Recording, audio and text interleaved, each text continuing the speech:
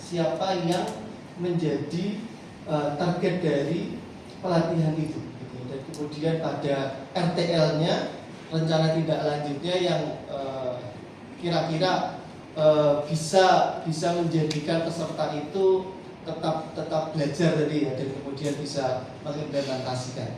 Ada RTL yang itu tidak menyentuh baik dari secara kultur budaya ataupun dari fasilitas dan sebagainya.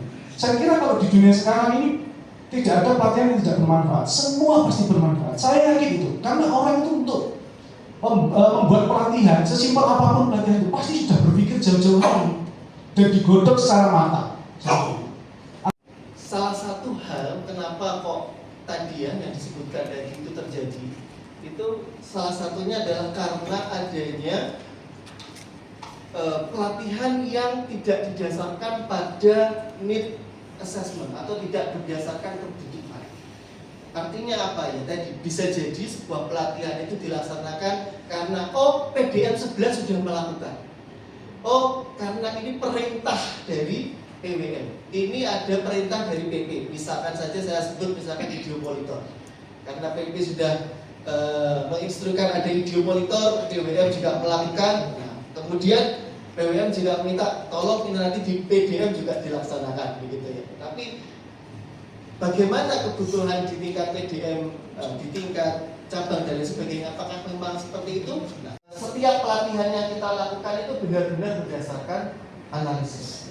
Mengatakan pada persyaratan kita banyak organisasi-organisasi yang lain. Misalnya saya juga pernah jadi kepala sekolah, artinya juga pada konteks organisasi saya misalnya, itu kadang juga tidak didasarkan pada data yang jelas.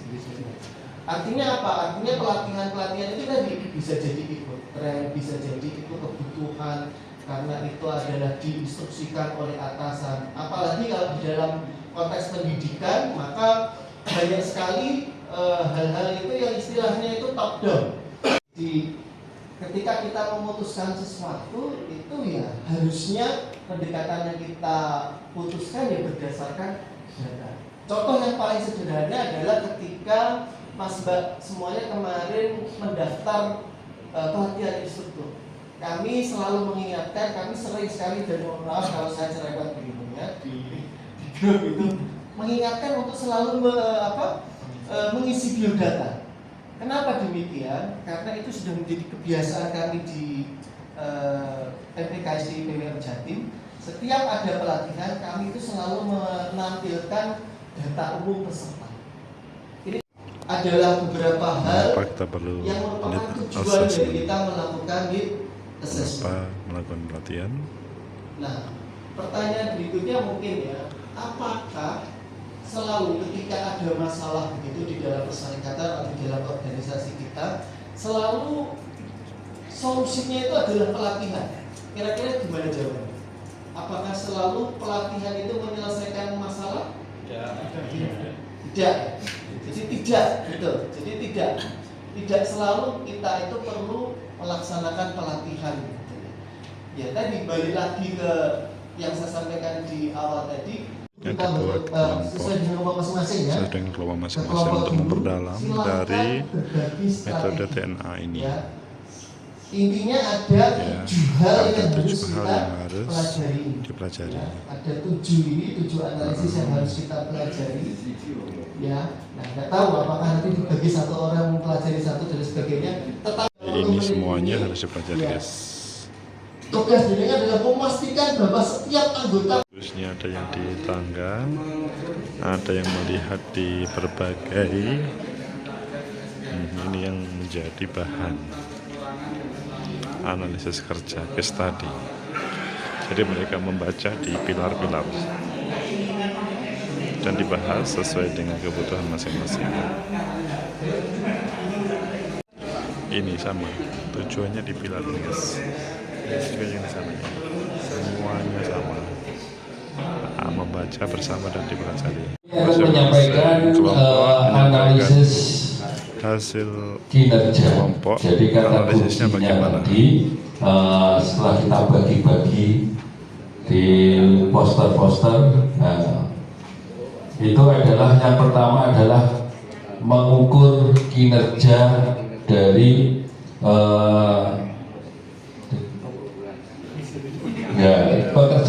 mengukur kinerja kita. Ini kelompok dua, Kata kunci kritisi. untuk memahami analisis tersebut. Nah, untuk Kelompok kami kunci. setelah berdiskusi tadi menemukan kata kunci analisis kinerja, yaitu satu, mengukur hasil kerja. Jadi analisis itu dibuat tujuannya untuk mengukur hasil kerja. Kemudian bisa juga untuk mengevaluasi kemampuan karyawan.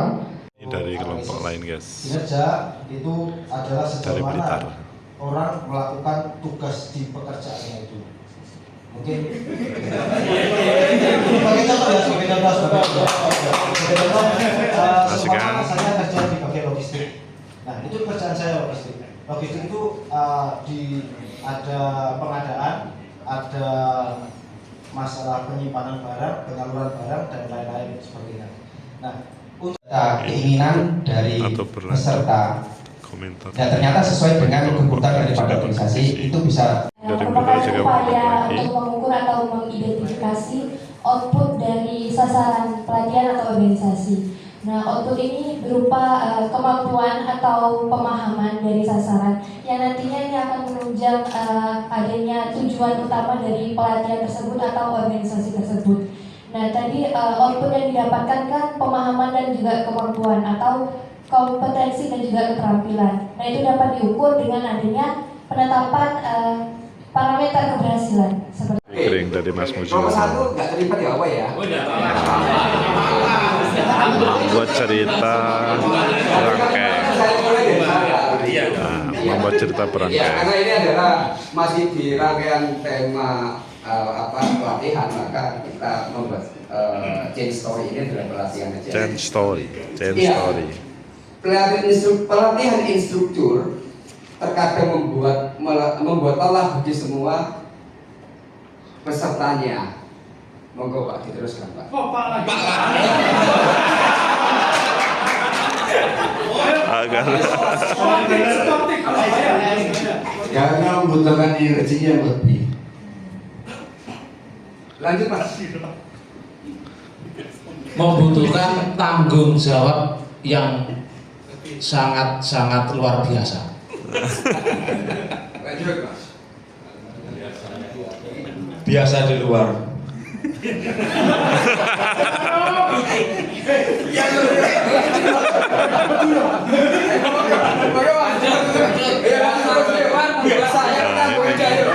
Jika terbiasa di luar langsung berhenti. Terakhir nanti menyimpulkan dari awal hingga akhir.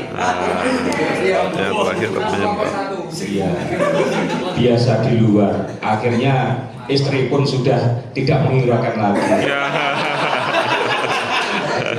Ya ini mulai ngantuk sudah. lagi-lagi tetap susah dan susah lagi. Nah, Monggo Pak. lagi memikirkan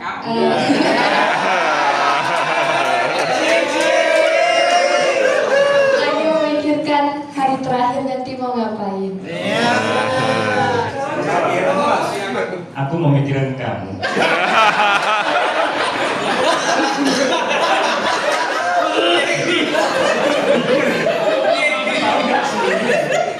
Sakit. Masih pikir lagi aku lama ya. Ya, pelatihan instruktur ternyata membuat kita susah, tetapi juga bisa membuat kita senang apabila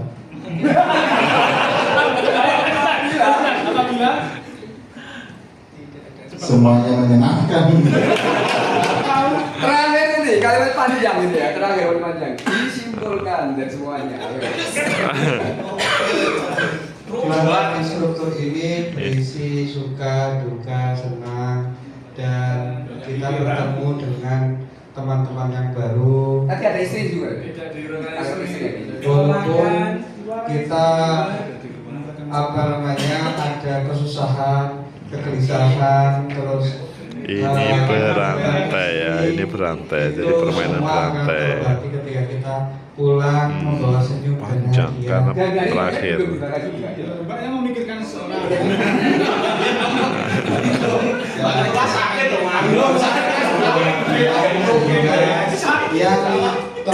yang terpikirkan istri di rumah atau nanti setelah instruktur ini ngapain, masalah-masalah yang ada, sakit-sakit yang ada, dan adanya pelatihan instruktur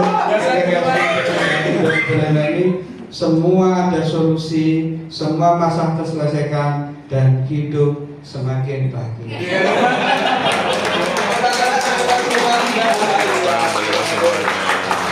Nah ini Bapak Ibu, dia mengekspresikan pikir-pikirannya. Kalau kita bagus itu ya